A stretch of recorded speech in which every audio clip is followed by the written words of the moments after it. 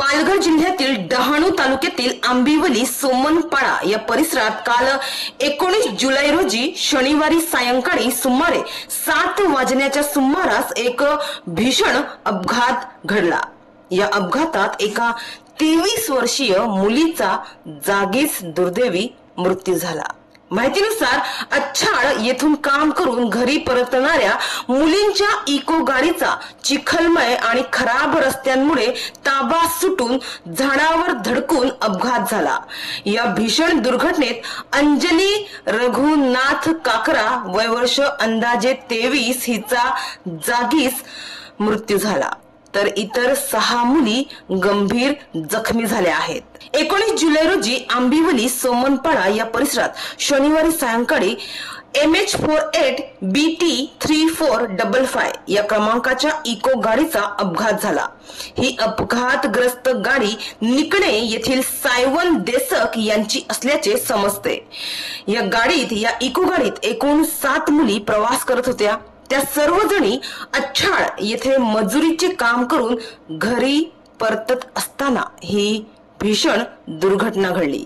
तर अपघातानंतर स्थानिक ग्रामस्थांनी तात्काळ मदत करत सर्व जखमी मुलींना कासा उपजिल्हा रुग्णालयात दाखल केले।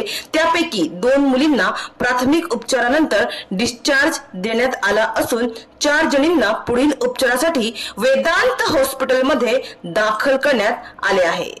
त्यांच्यावर सध्या उपचार सुरू आहेत।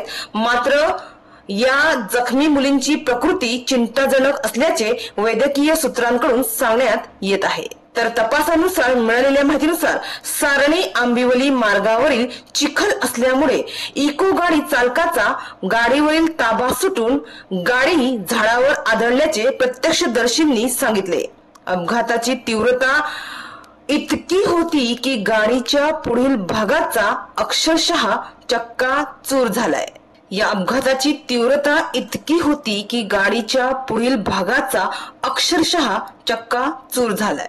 तर या अपघातामुळे संपूर्ण परिसरात हळहळ व्यक्त होत आहे। दरम्यान या मार्गावरील रस्त्यांची अत्यंत दयनीय अवस्था आणि प्रशासनाचे दुर्लक्ष यावरून नागरिकांमध्ये तीव्र संताप व्यक्त केला जात आहे।